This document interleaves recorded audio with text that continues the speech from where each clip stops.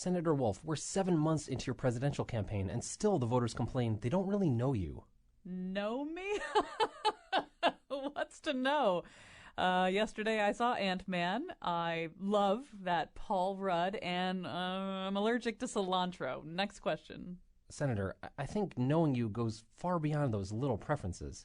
Voters want to understand the core of your personality, the essence of you that shapes your decisions. The core of me? Let me tell you a story. It's about a little girl. Many years ago, on a hot, dusty summer day, she had fallen asleep reading a book in the shade of a tree. When she woke up, she heard a rustling from the darkness of her family's garage. She walked in, and there, at the very back of the garage, was her own father, dressed as Princess Leia, when she's Jabba the Hutt's harem girl. Just to be clear, Senator, the little girl you're describing was you? Me?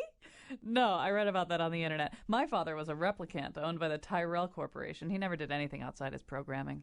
See now, Senator, you've just touched off 2 days of fact-checking for us. That's why you get paid the big bucks, Skippy. You know who you remind me of?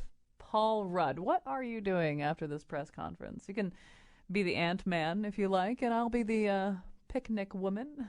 That would be inappropriate. Men. See, they say they want to get to know you, but do they? Today on the show, the quest to understand Hillary Clinton, the discussion of the body type of Serena Williams, and how Pluto makes us feel. And now he keeps saying, Pluto? I thought her sister was Venus. Colin McEnroe. Yes, so obviously the title of today's show will be You Be the Ant-Man, I'll Be the Picnic Woman. There's really, after you say that, there's nothing left to say on this day in American history. However, we will say other things, and let me introduce you to the guest right now. Flexing her heavily muscled forearms while stretching her almost unbelievably powerful haunches is Tracy Wu Fastenberg from the Mark Twain House. The man who wrote the first TripAdvisor review for Pluto, band leader, producer, and guitar hero Jim Chapdelaine.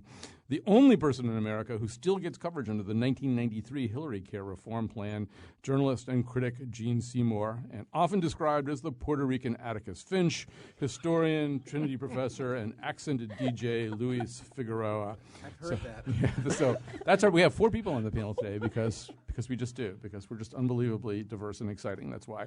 So we're going to begin. Well, I'll tell you what we'll do a little bit later. A little bit later, we're going to talk about Mark Leibovich's piece, hence the intro that you just heard, and Wolfie's increasingly, stunningly accurate Hillary Clinton horse laugh.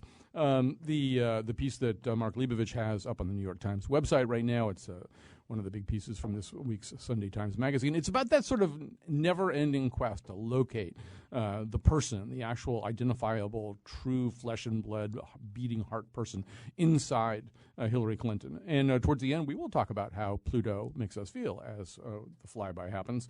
But we're going to begin with actually a story that really started last week, but I've been fascinated by the reactions to this. So let me try to sort of set this out for you. It's a controversial article about the body types of women athletes. It was written by Ben Rothenberg of the New York Times. Rothenberg focuses at the beginning on Serena Williams. He says Serena Williams has large biceps and a mold-breaking muscular frame, which packs the power and athleticism that have dominated women's tennis for years. Her rivals could try to emulate her physique, but most of them choose not to. He goes on to quote the coach of Agnieszka Radwanski, who's listed at 5'8" and 123 pounds. The coach says that she's made a decision to keep herself small and slim, quote, because, first of all, she is a woman, and she wants to be a woman. Rothenberg writes that Radwanska, who struggled for this year before a run at Wimbledon, acknowledges that how she looked mattered to her. Of course, I care about that as well because I'm a girl, Radwanska says. But I also have the genes where I don't know what I have to do to get bigger because it's just not going anywhere. So Tracy Wu Fastenberg, obviously working in the nonprofit sector, you're constantly trying to bulk up more, get more muscular, so that you will be feared. Exactly. I need to go toe-to-toe with Jacques Lamar, so I need to make sure that I've got my strength behind me. We'll get into a little bit later about what Gene in particular thinks this article is really about. But to me, one of the big shocks of this article, I don't know whether you found it surprising or not, was that women athletes performing at that level would actually consider not doing anything they could to catch up to Serena Williams. In other words, the idea that there were, I didn't think the article entirely made the case that that's what everybody was doing, but that there were women who thought, oh, no, I still want my girlish figure, and I don't care if I never win Wimbledon. That just almost didn't seem real to me somehow. I didn't quite believe that. Maybe there's that, one athlete out there that does feel that way. But for some reason, I think if you've dedicated so much of your life to being an athlete, that is your top priority. So what you're working towards is being an excellent athlete and going toe-to-toe with Serena Williams. I think that maybe the writer found one person who had that opinion of, I want to keep my girlish figure, and stay at 123 pounds.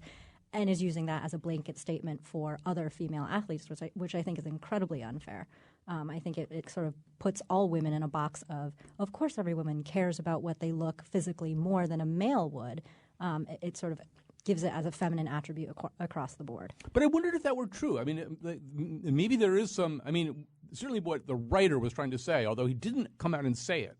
And that's maybe one of the reasons the piece excited so much controversy was this is, in fact, this weird situation that women athletes are in that no male athlete would ever have to go through. That, on the one hand, it makes sense for them to get as strong as they possibly can. And on the other hand, there's just a lot of societal forces and just personal stuff that goes back to their childhoods just telling them not to do that.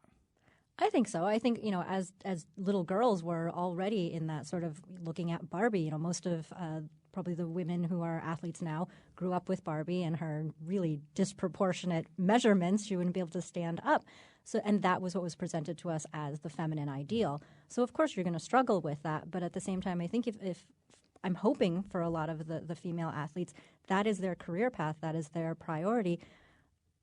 I hope that we can get to a place in society where everybody can set aside these ridiculous ideals and move more towards it's what you need to do to be happy, do your job, have a great career without the criticism or fear of criticism or even self-criticism. Gene, you read this as an article that was really about race but just was not admitting what it was about. Yeah, I'm sighing again because I don't want to be that guy that always finds racial subtexts in everything because I think that could be egregious. However, whenever I read an article like this, I always find myself asking, okay, what are you really saying? And the thing that I'm thinking about is that this is just another way of somehow explaining this lengthy and really unprecedented dominance that Serena Williams has over competitors right now. I mean, there's something going on that's truly significant and historic, potentially, when she wins the U.S. Open in September. She'll have the first Grand Slam in a generation. She will pass Margaret Court among major leaders. She will be regarded as not just the greatest American woman tennis player, but the greatest American tennis player, potentially, regardless of gender.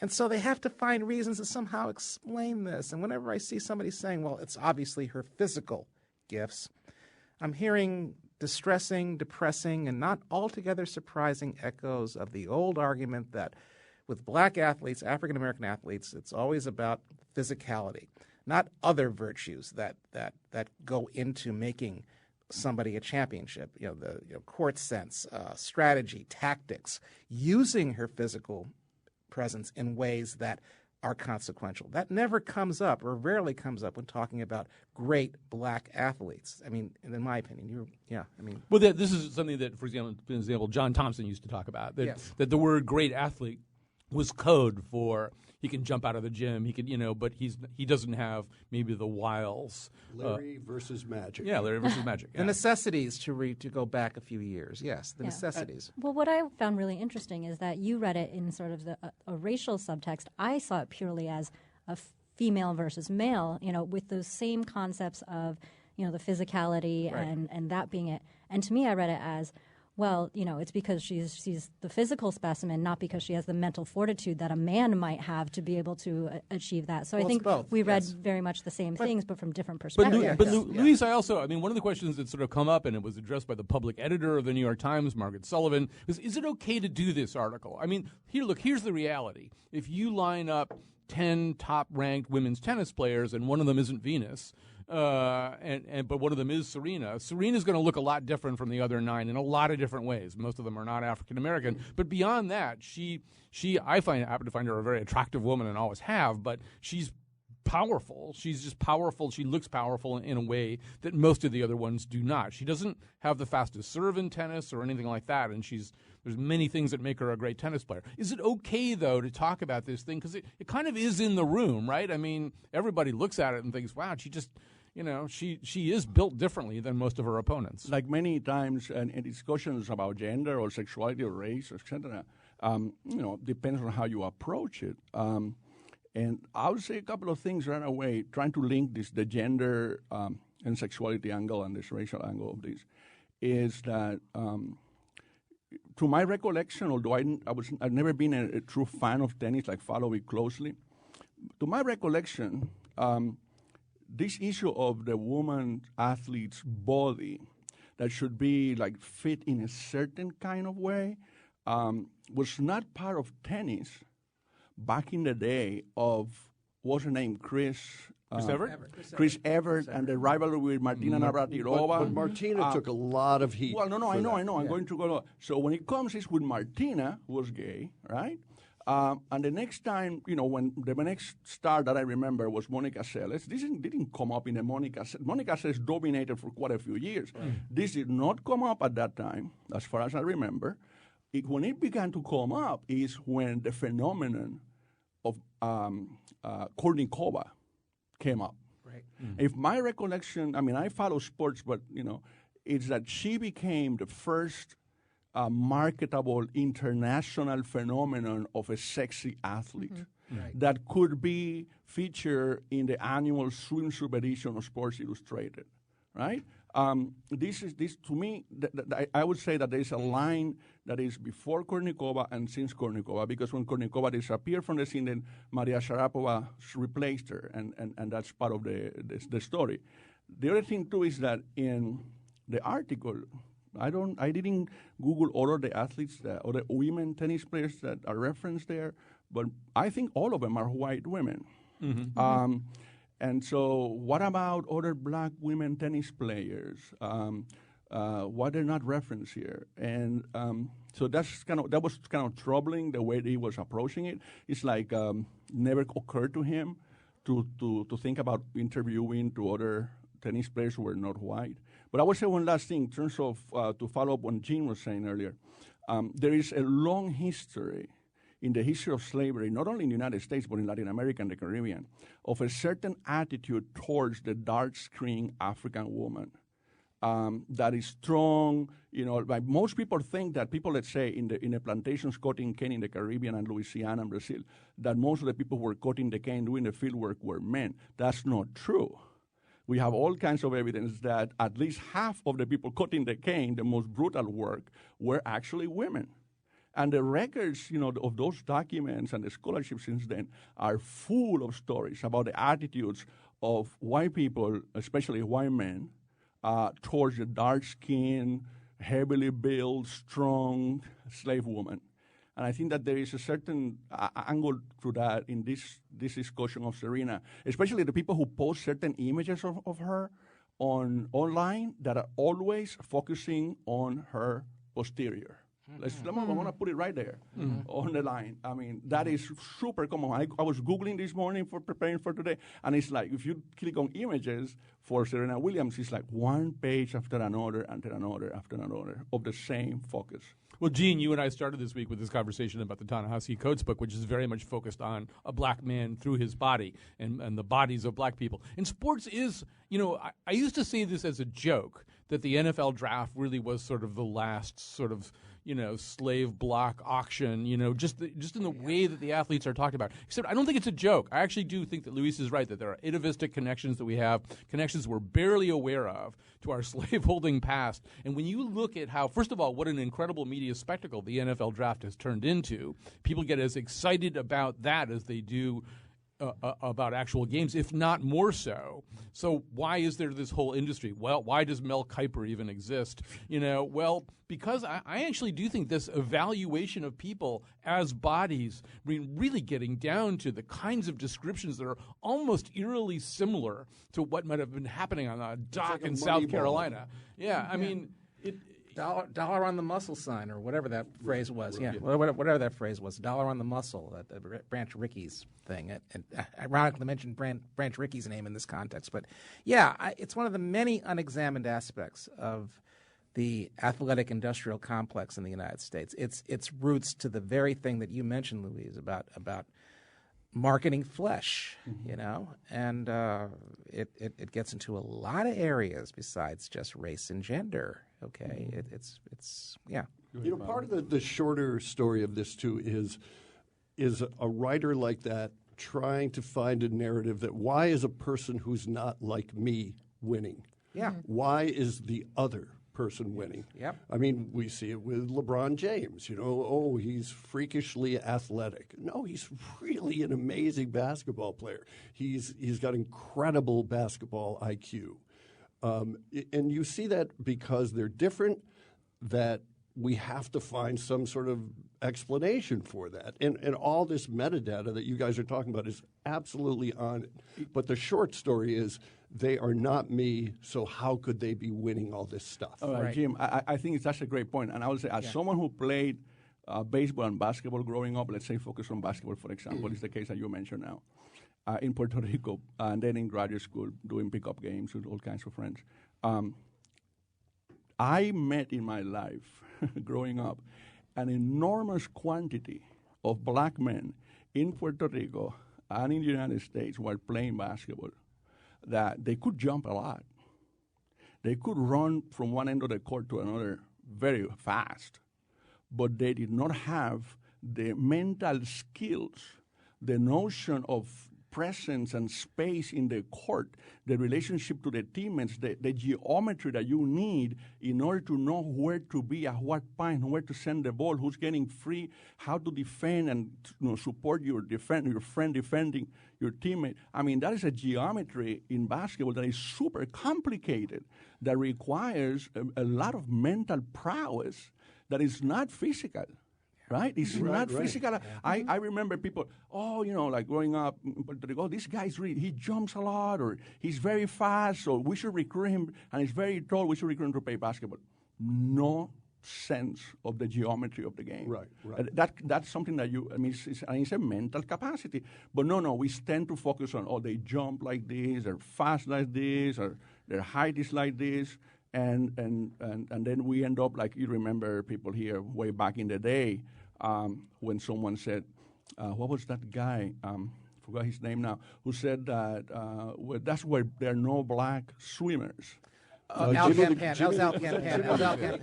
of the Dodgers, formerly of the Dodgers. Go to Cuba, and you will see in the Cuban national swimming team quite a lot of black people. Well, these things, as I said before, these things remain unexamined to the point that they're now embedded in sports discourse right now. And going to the places that we're talking about, either they avoid it because they're not comfortable bringing these things up, or they just don't want to look beyond it. And it's just a matter of paying attention to the way, say, Irvin Johnson was able to control the floor when he it wasn't just about his fancy moves. He was able to control these incredible four other guys on this squad with varying body types to make things happen, and that's an intellectual process that gets shortchanged. I mean, another example. Just before we run out of time, so Tracy, one of the things that was sort of said also in this New York Times piece, I want to make sure the woman also gets to talk about the women's body types. I'm going to get mail otherwise, but at the end, when the public editor, Margaret Sullivan, is kind of examining the reaction, and I think the sports editor at the time said, well, we saw this as a conversation starter. And that always means, okay, we didn't actually fully report this. We didn't really think about this. Yeah, and I wasn't offended by this piece. I thought the biggest problem with the piece was that he almost only talked to other tennis players who have a limited amount of perspective on this. I mean, they're basically trying to win tennis matches. They're elite athletes, too. They're elite athletes, but I mean, in terms of what they can say about this, whether they can have a more complicated conversation about physical aesthetics, embedded psychological. I mean, that piece, I think it's good to discuss this kind of thing. I just didn't think the piece went to the right people who might have had some things to say about it. No, I would agree with that. I think that, to have a conversation like this, you really have to make it a conversation, not sort of a scratching the surface. And so, yeah, I think it was a cop-out when he said, oh, we thought it was, or when she said, I think there's a great way to start to have a conversation. It's not a conversation if you're not really exploring it.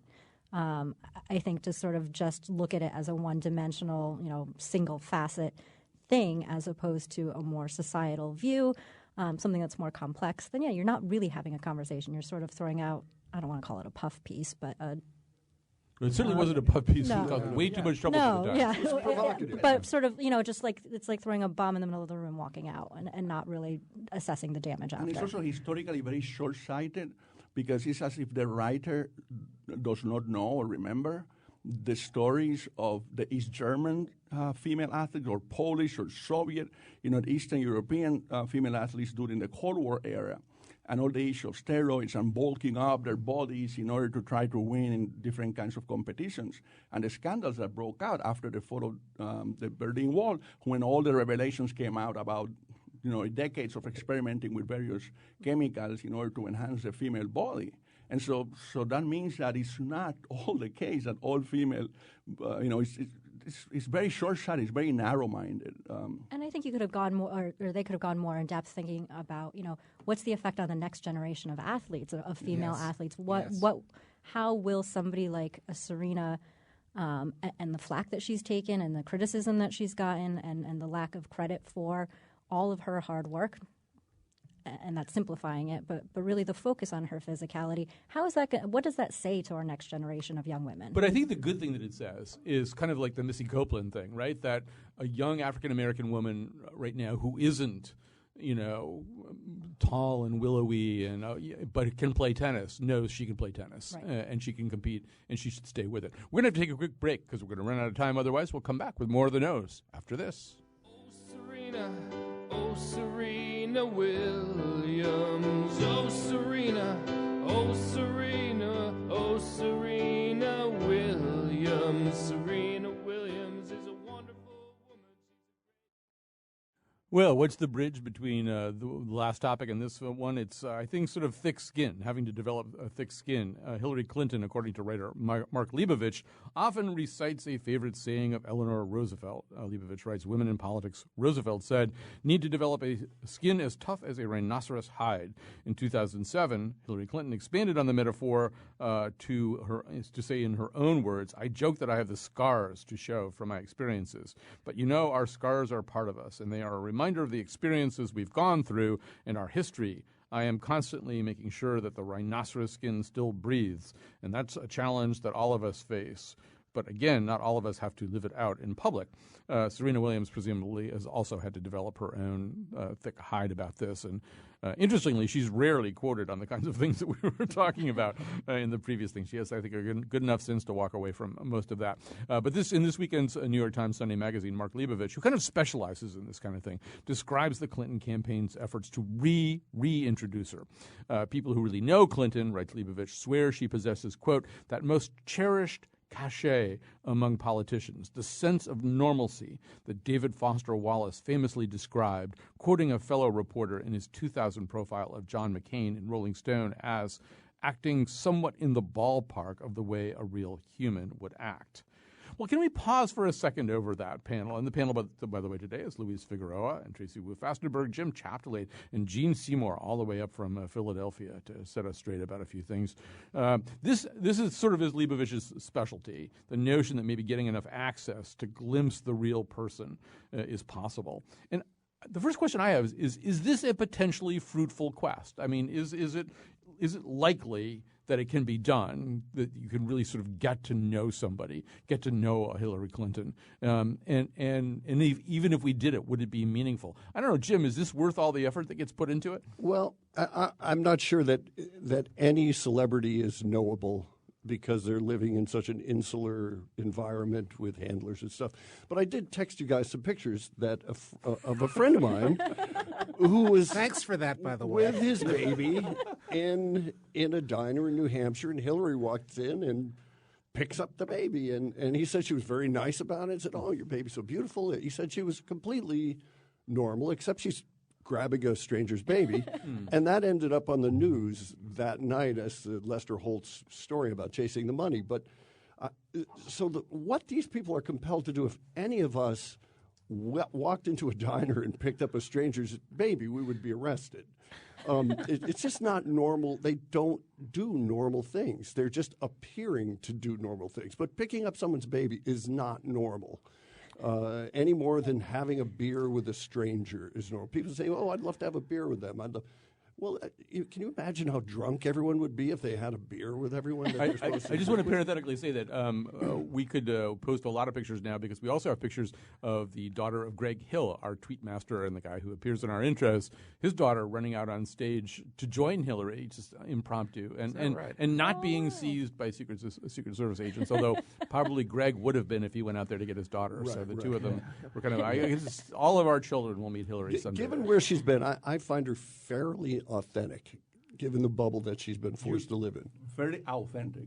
Fairly authentic, okay. yes. Well, I wanted to ask about that. Okay, so is it fair, Gene? I mean, I think there's this perception that we all have that even given the kind of overarching problem that Jim describes, that there is something especially unknowable about Hillary Rodham Clinton, that somehow or other we can assemble in our own mind this possibly fictitious understanding of Lindsey Graham, where we would kind of be able to predict from moment to moment what we think, anyway, Lindsey Graham would do or think about certain things, and that she is more Sphinx-like somehow, for some reason, than almost any politician we can think of. Well, let's be clear. When we're talking about reintroducing somebody, what we're really talking about is finding a whole new set of variables, constructed variables to assemble around a person.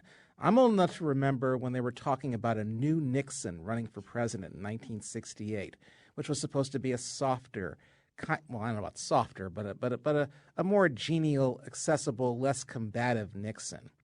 And we soon How'd found that go? Yeah, well, exactly. And The same happened with Reagan. well, yeah, but it's just that when I see this happening with somebody like Hillary Clinton, who I think from the people I know who do know her personally, is somebody who no one knows the troubles she's seen, literally. And we're not going to know that either in this regard because they're not going to let us see what she thinks of those troubles. What we're going to see is a whole new set of, I don't want to say clothing exactly, but a whole new set of hardware to sort of surround her with that will present the illusion or fabrication of a new self. But fundamentally, there will still be things about her that drive people irrationally, utterly bonkers. About both the Clintons have that capacity. Irrationality is key, too. Yeah. Well, I think that on your last point precisely is I'm fascinated by the hatred that Hillary Clinton has inspired in so many people in this country since Bill Clinton announced his candidacy to the presidency. I mean, I will offer a redefinition or a new definition, a second definition of the Marie Antoinette syndrome. The traditional definition of that is someone whose hair turns white very suddenly. But my definition is that it applies to the sense that people have towards women who occupy positions of power or are near, in a metonymic way, they are next to people with positions of power. And they end up being defined as the witch, as the bad person, as the witch, or a word that rhymes that I'm not going to use. And so that has been part and parcel of the way many people see her from the beginning. I mean, for example, if you remember when the proposals for the health care back in 93, 94, that's the way she was presented. That she was also presented as someone who is so much into being in power that she has been willing to accept all the philandering by her husband. And that makes her an instrumentalist and a cold-blooded person.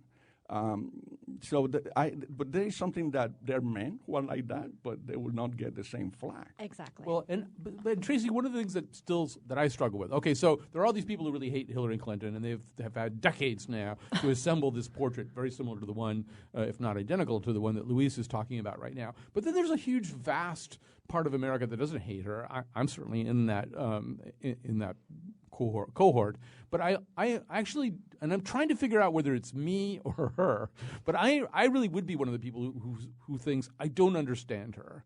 I don't have any kind of mental picture of who she really actually is. I'm completely prepared to believe that there's a there.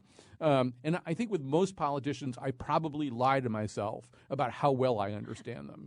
I mean, with George W. Bush, I really did feel as though that his behavior was pretty predictable. I kind of thought I understood what the mechanics were, what drove him.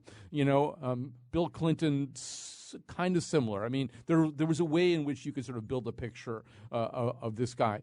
Barack Obama, maybe a little bit harder, a little bit more Sphinx-like, a little bit more difficult to sort of locate who the person is. I think we see that person more and more now. And maybe the similarity is, or maybe the common thread is, that Hillary Clinton and Barack Obama come from sort of political minorities who maybe have to be a little bit more guarded, maybe have to be a little bit more careful, don't want to overshare, and don't necessarily have a narrative they can tell about themselves that they know is going to be a winner with the American public.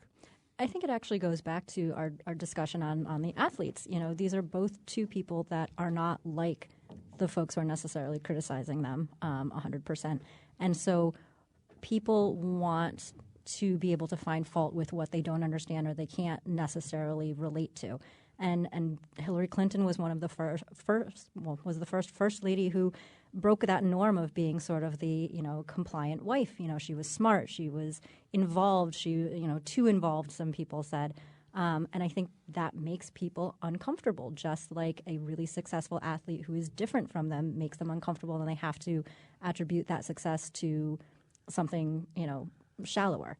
I also wonder whether people would have this deep need and desire to understand Hillary better if she wasn't a woman. I don't feel like I personally, understand some of the male candidates that are out there. I don't know if I want to. I don't know if I need to, the same way that we feel this insatiable need to understand Hillary. I want to know about their competence. I want to know about their politics. Do their beliefs and mores that they hold dear align with mine? I don't need to know, what does she do when she goes home and takes off her shoes and socks, which is what I think people seem to want to know.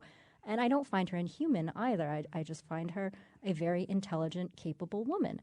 And can I think the same thing about a man and not give 2 cents about what he does when he goes home and takes his shoes and socks off?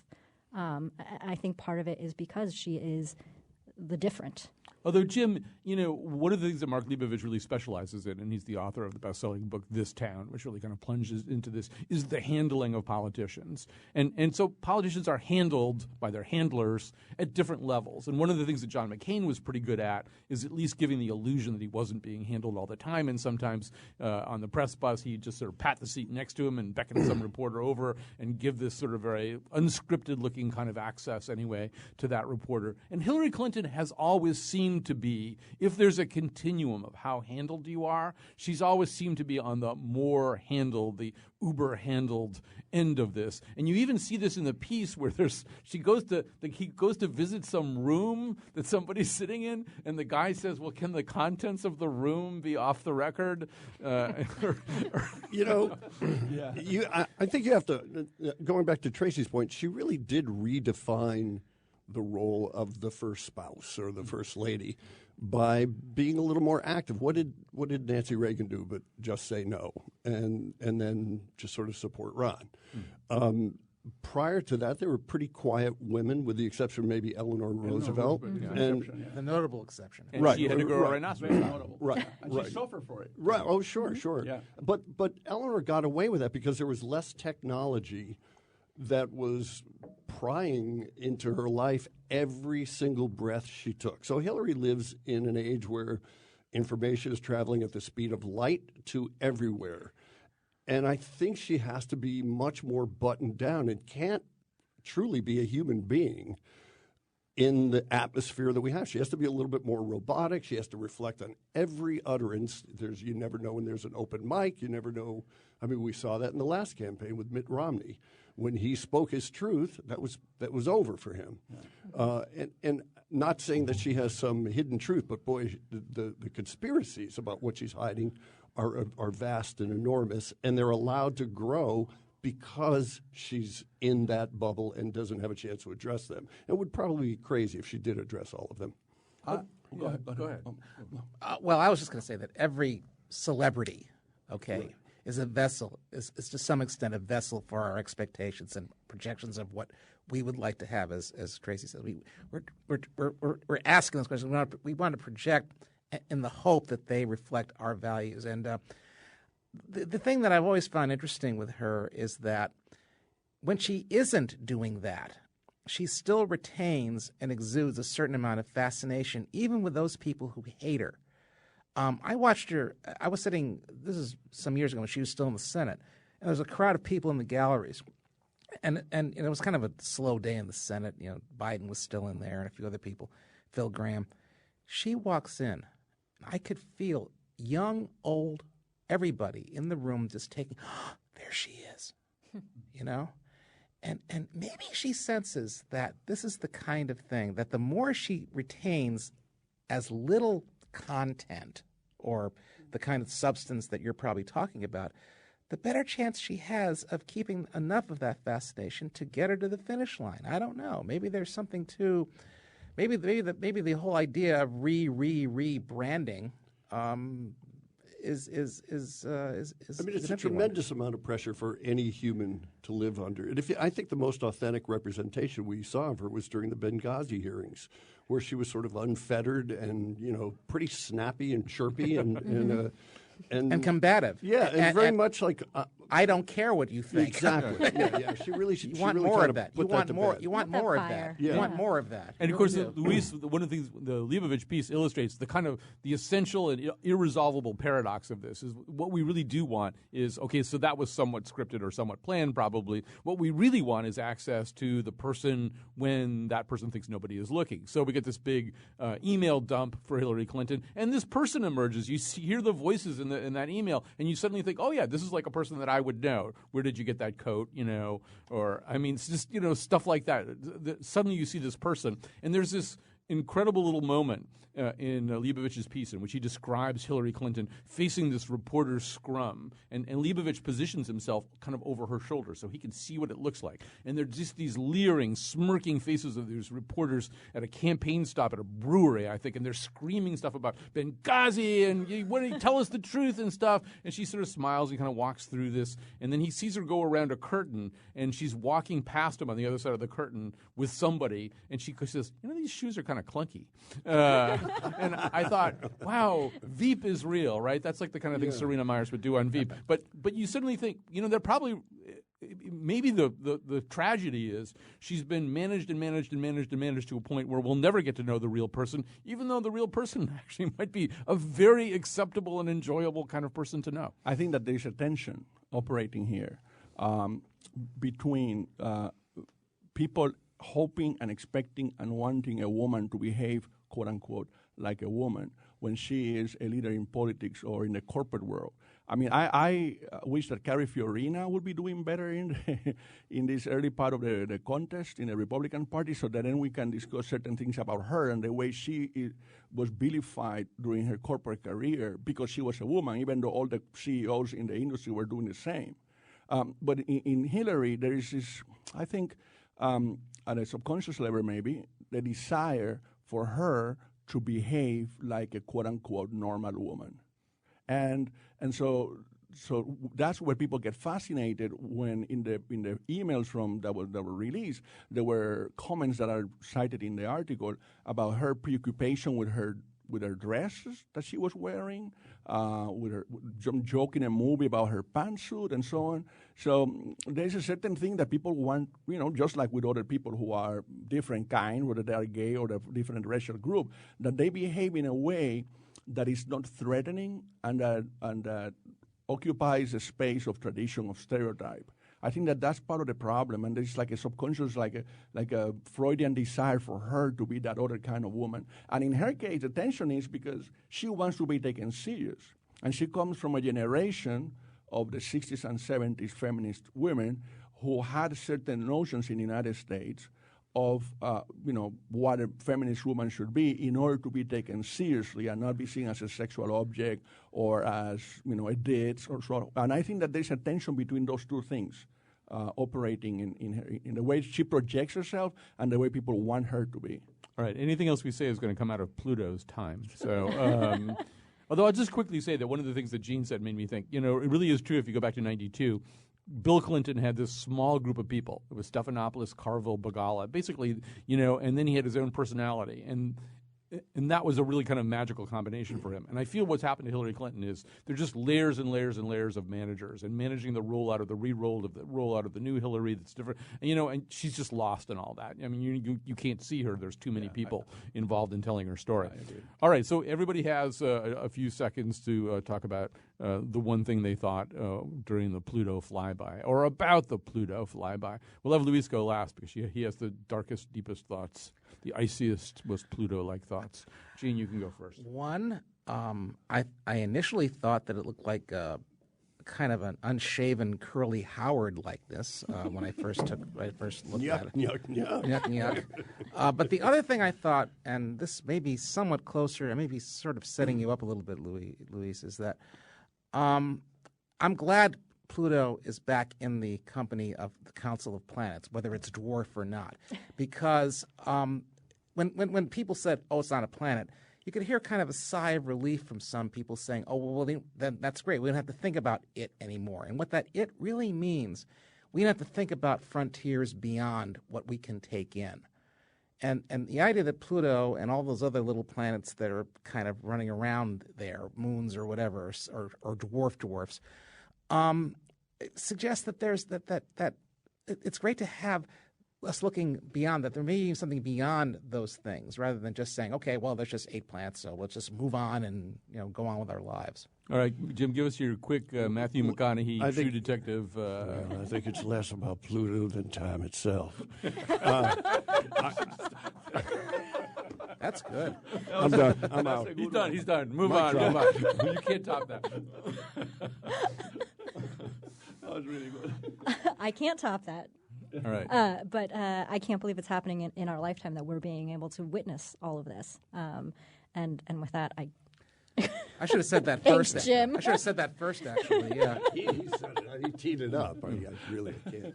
Well, I'm as I was saying in the email exchanges, I'm a late baby boomer, so as a child, I was watching the Apollo missions and stay up late the night of 1969 when Armstrong walked out of that ship.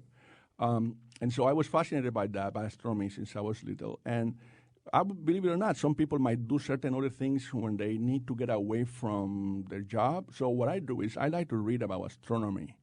And one of the things I like to read is in Wikipedia. And some years ago, 2011, Lars von Trier, the Danish director, put out a film called Melancholia. Anyone who hasn't seen it, anyone who hasn't seen it in the audience, please try to watch it very soon. Which is one of the most disturbing, existentially, psychologically disturbing films I've ever seen. But it made me read even more about astronomy. And so the Pluto, the New Horizons Pluto expedition brought two things to my mind. One is finally most people heard probably for the first time about the Kuiper Belt, right? And there are all these objects, and there's another disk even beyond that with of other objects, accessories, yes, that are out there. But if you haven't, please, go to and read about the Kuiper Belt. But also another thing, there's something called the Nice model. Nice for the city in France, spelled nice, which is a new theory about the formation of the solar planet that involves the planets actually moving within the solar system in ways that the rogue planet, moved in Melancholia.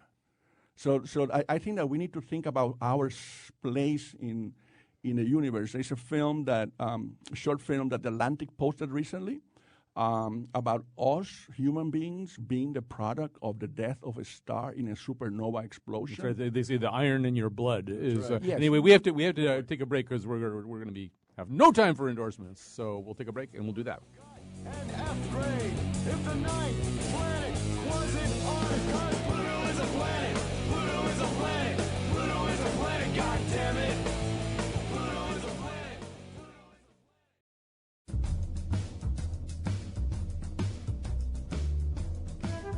I'm inspired by the idea that in my lifetime, we're going to know more about Pluto than we know about what makes Hillary Clinton tick.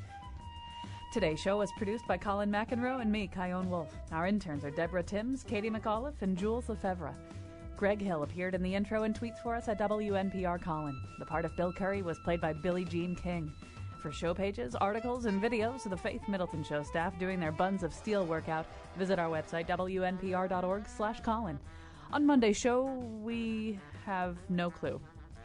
And now, back to Colin. Actually, we do. It turns out Tucker Ives has been doing all kinds of work I didn't know about. But I don't have time to tell you about that right now. It's time for endorsements. Gene, your first ever endorsements as a nose panelist. Okay, and I want to apologize in advance for those who know that I'm the jazz editor unofficially of this broadcast. Right. I don't have anything musical to give, but the hoo-ha over the Harper Lee sequel to Kill a Mockingbird, if you want to call it that, has prompted me to make a recommendation. And for those of you who are undergoing a kind of melancholy, if you will, over what Atticus Fitch really is or was or whatever, I'm going to recommend a novel that you read a novel as a tonic. It's set in the Deep South during the Jim Crow era. An innocent black man is accused of murder. 2 children are trying to help prove him innocent, and there's a white lawyer who's very eloquent who is trying to get him out of there. The name of this novel is not To Kill a Mockingbird. It's called Intruder in the Dust by William Faulkner. It came out in the 1940s. In fact, it's so close to Kill a Mockingbird that I've often wondered if there was a little bit of borrowing going on. Could be. There's Right. even- That's going to be your recommendation because I got to make sure I get everybody else that I'm fighting the clock here. Jim Chapel. Tuesday night, the Shinolas at the Corner Pug. That's all I got. Okay, this is the Shinolas, of course, Jim's a terrific band. They can play anything and in any style. And it's Tuesday night at the Corner Pug in West Hartford. We'll go from Miles Davis to Hank Williams. Convenient to CT Fast Track, too. So you can, That's right. We're you offering a can- special. You can become intoxicated and then walk over to Trolley the bus. We Parker don't like recommend them that, both. though. Yeah. All right. Tracy Wu Fastenberg. Having been at the Coventry Farmers Market this past Sunday, all the good stuff is starting to come out in Connecticut. So make sure you hit up your local farmers market, support your local farmers. And also on July 30th, the Mark Twain House Museum has our annual ice cream social, free ice cream Sundays in the afternoon. And then after, you can stay and see Julia Pistel in one of our clue tours in the house. All right. What have you got for us? Okay, so first I want to recommend people going tomorrow, Saturday at 6 to 10 p.m. It's the Art for Haiti. It's an art exhibit and sale at the Art Space Hartford Gallery on Asylum Avenue across from Union Station. Close to 20 painters and photographers are going to exhibit, and their work is also available for sale. The proceeds will go for a local nonprofit organization that works with Haiti. It's curated by a Haitian painter who is a Connecticut resident, Pierre Sylvain, and I strongly recommend it. Your donations will include food, wine, and drinks, and music.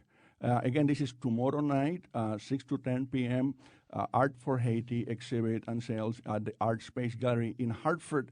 And in 20 seconds, in the context of the Greek crisis, I strongly recommend that people go back and watch this political thriller made by a Greek exile director, Costa Gavras, called Z, like the letter, or as the British say, Z, which is one of the best political thrillers ever, and it will give you a lot of understanding of what's going on in Greece today. That's a great recommendation. First, anything by Costa Gavras is a great recommendation, but particularly that is a great endorsement. Okay, so last week I said, well, I just got back from southwestern France. They love their rosés there. I want to have some rosés. Send me a recommendation for where I can get that kind of rosé.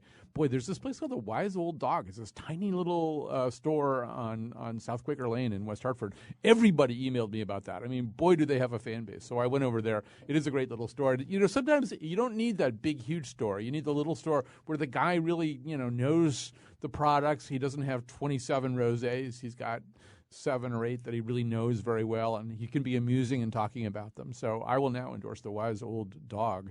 And I will also quickly endorse West End Bled, which is this tremendous band, sort of funk and everything else. Funk, reggae, rap, hip-hop, and they're terrific, and they're loads of fun.